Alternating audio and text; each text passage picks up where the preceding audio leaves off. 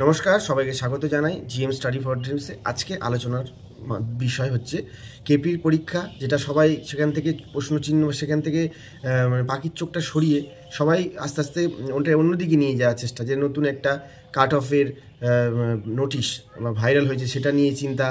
তারপর মাঠের scene pen, পায়ের পেশিতে যন্ত্রণা, টাইম বেশি লাগা, এই সমস্ত বিষয় নিয়ে এই ভিডিওতে আলোচনা করব। এর সাথে সাথে আলোচনা করব নোটিশটা ফেক না আসল, এটা আলোচনা করব। আর ফোকাসটা তোমরা কেপি প্রিলিমিনারি দিক থেকে সরিয়ে দিও না, এই বিষয়টি আলোচনা করব। সবার প্রথমে যেটা বলবো যে নোটিশটা ফেক না মানে অরিজিনাল।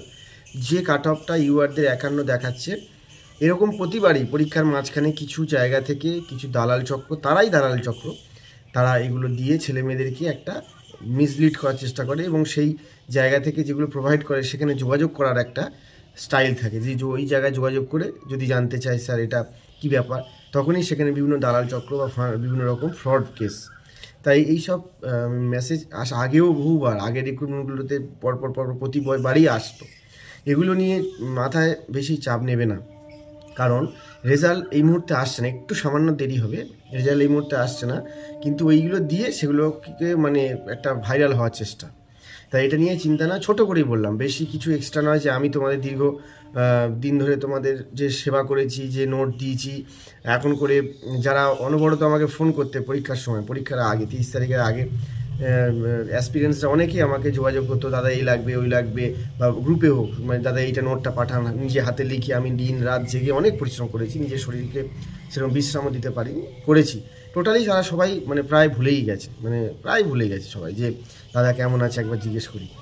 কিন্তু সেরকম ব্যাপার না, ভালো জিনিস মানে সততার মূল্য সব জায়গায় একটু কম, সততার মূল্য আজকালকার দিনে নেই। যে মানুষ 20 বছর ধরে মানুষের জন্য পড়াচ্ছে বা মানুষের সৌজন্যে খেটে আসছে, একটা ইনস্টিটিউশন চালিয়ে আসছে, তার ব্যবসা সেটাই, মানে সেটা দিয়েই তার ইনকামের রাস্তা। তাই তারা মানে গরিব আরও গরিব হয়, আর বড়লোক আরও বড়লোক হয়। দেখবি এরকম নিয়ম, যে 2 নম্বরই আজকালকার প্রত্যেকটা এরিয়াতে যারা আছো সমাজে, দেখবে যারা 2 নম্বর মানুষ, মানে সব দিক থেকে ক্যারেক্টার, নিজের স্বভাব চরিত্র সমস্ত দিক থেকে পয়সার জোরে তারা এলাকাটা কাঁপিয়ে বেড়ায়। এটা সব জায়গায়, এটা কিন্তু সভ্যতার অভিশাপ, এটা কারোর দোষ নয়।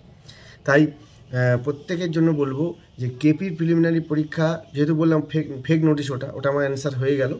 দ্বিতীয়ত, কেপি প্রিলিমিনারি পরীক্ষার জন্য ম্যাথ, জিকে, জিআই এর জন্য আলাদা কিছু ভাবনা চিন্তা করার দরকার নেই।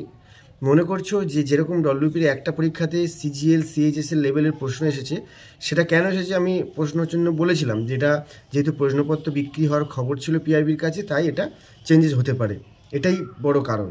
তারপর অনেকে আপডেট দিয়েছে আমার ভিডিও দেওয়ার পরে, সেটা কথা নয়, কিন্তু এটাই কারণ। তাই এই কেপি প্রিলিমিনারি পরীক্ষা কিন্তু সেই গতানুগতিক পুলিশ যেরকম জিকে যেরকম স্টাইলে পড়ে ওরকম পড়বে, ক্যালকুলেটিভ অঙ্ক আবার থাকতে চলেছে। যেহেতু পিআরবি বোর্ড একবার ছেলেমেয়েদেরকে ঘাবড়ে দিয়েছে, তাই ক্যালকুলেটিভ অঙ্ক আবার দেবে, যেগুলো তোমরা বাড়ি এসে পারবে, কিন্তু ওখানে টাইমে পারবে না। কিন্তু কেপি পরীক্ষা দিতে যাওয়ার আগে একটাই কথা মনে রাখবে, যে আমার এটা শুধু কোয়ালিফাই করে পিএমটি পিইটিতে যাওয়ার পরীক্ষা, এখানে আমার স্কোরিং করার কোনো ব্যাপার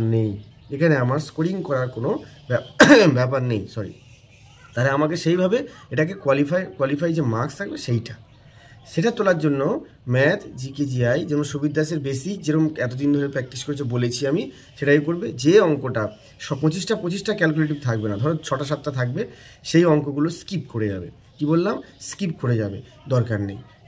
তারপরে সেই নিয়ম, প্রথম থেকে লাস্ট পর্যন্ত পুরো প্রশ্ন থেকে সমস্ত জিকেগুলো আগে অ্যান্সার করে গোল করে নেবো। প্রথম থেকে লাস্ট পর্যন্ত সমস্ত জিকেগুলো যে কটা 100% জানা, সেগুলো গোল করে নেবো। তারপরে আমার লড়াই শুরু হবে অন্ধকারে ঢিল মারা, সেটা পরের কথা, কিন্তু আগে নিজের জানা জিনিসগুলো করে নেবো, ওখানেই পাস করে যাবে। তারপরে মাঠের প্রিপারেশান পরপর হবে ধাপে ধাপে, তারপর মেনের জন্য আলাদা করে গাইডেন্স দেবো। এইটাই শুধু হবে। জিকে যে যা পড়াশোনা করেছো, যে বই থেকে পড়েছো তাই, অঙ্ক যা করেছো এতদিন তাই। শুধু দুটো জিনিস নেগেটিভ মার্কিং করবো না, ফেল হয়ে যাবে, আর স্কিপ করে যাব টাফ প্রশ্ন, বেশি অঙ্ক ক্যালকুলেটিভ হলে। আর জিকে অগাধ আন্দাজে মারবো, প্রতিবারেই বারণ করি, কেউ আমাকে তো পাত্তাই দেয় না, যে নেগেটিভ মার্কিং না করলেই চাকরি বাঁধা। এটা আমার কথা যে শুনেছে, বা প্রথম 15 মিনিট গোল করে নিয়েছে, সেটা যে শুনেছে, তাতে কিন্তু ভালোই হয়েছে।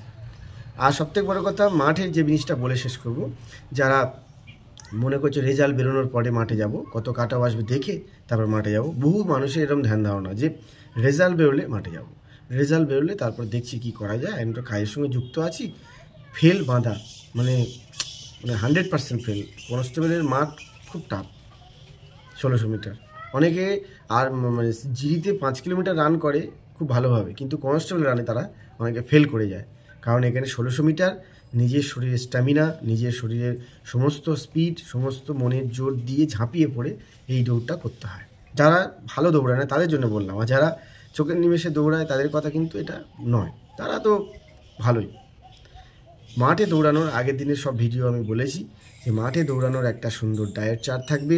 দুপুরবেলা একবারই ভাত খাবে, সকালে রাতে রুটি খাবে, ফল বেশি করে খাবে, বিকেলে খেজুর খাবে, সকালে ছোলা বাদাম কিশমিশ ভিজিয়ে খেও, আর জল বেশি করে খাবে। মাঠে নুন চিনির জল বা ওআরএসের জল রাখবে, গলা ভিজিয়ে নেবে।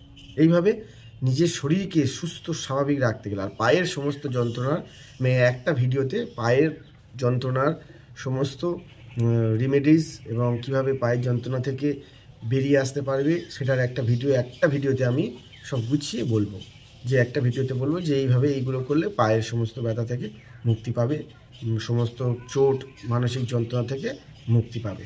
সেটা নিয়ে একটা আলাদা ভিডিও করব। আর লাস্ট যেটা বলে নেবো, জিএম স্টাডি ফর ড্রিমস যেভাবে জার্নি স্টার্ট করেছিল হেল্প করার জন্য, হেল্প করার জন্য, সে হেল্প আমি সবসময় করে যাব, কিন্তু অনলাইন ক্লাস এই মুহূর্তে আর নিই না, কারণ অনলাইনে যে ফ্রিতে ক্লাস করতাম, ফ্রিতে কোনো জিনিসের মূল্য এই যুগে নেই। ইজি টু অ্যাক্সেস কোনো কিছুই ভালো নয়। সেটা আমার এই পুরো জার্নিটা 2 বছরে শিখিয়েছে আমাকে।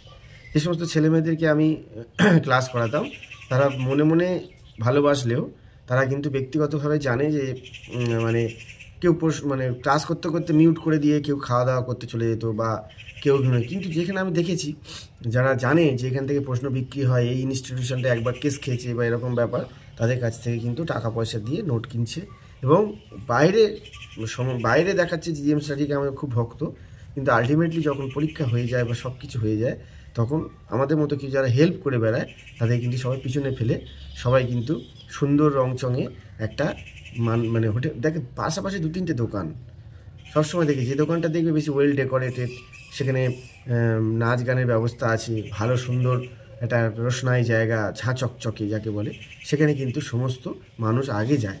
এবং যেখানে হয়তো গতানুগতিকভাবে ভাঙাচোরা অতটা উন্নত নয়, সেখানে কিন্তু মানুষ এটা অ্যাভয়েড করে চলে। এটা মানুষের ধর্ম, মানে সভ্যতার যুগ থেকে এটা হয়ে আসছে। কিন্তু এই ডাটা, এই যে মেটেরিয়ালস, এই নোটস, এইগুলো কিন্তু তোমাদের যারা থরলি করেছে, মন থেকে করেছে, ভালোবেসে এখনও করে যাচ্ছে বা করছে, এই মুহূর্তেও আমার সাথে যোগাযোগ রেখেছে, তাদের কিন্তু জীবনে সফলতা অবশ্যই আসবে। এবং কোনো না কোনো কথা আমার, যেমন প্রথম 15 মিনিটে এটা করো, এইগুলো যে গাইডেন্সটা, টোটাল গাইডেন্সটা অনেকের কাজে লেগেছে। অনেকে অনেক ভালো ছাত্র, আমার থেকে 4-5 গুণ বেশি, তারা কিন্তু ওই গাইডেন্সটা কাজে লাগিয়ে নিজেদের জীবনে সফলতা পেয়েছে এবং বহু পরীক্ষায় পাশ করেছে। সেটাই আমার ভালো লাগলো। আর হাল ছোড়ো না বন্ধু, জিএম স্টাডি ফর ড্রিমসের এই ভিডিওটি ভালো লাগলে চ্যানেলটি অবশ্যই সাবস্ক্রাইব করে দেবে, বেল আইকনটা প্রেস করবে, আর নেক্সট ভিডিওতে আবার দেখা হবে। আর বন্ধুদের কাছে শেয়ার করে দিও যে এই বুর্বক লোকটা কি বলছে, একটু সবাই শোনো।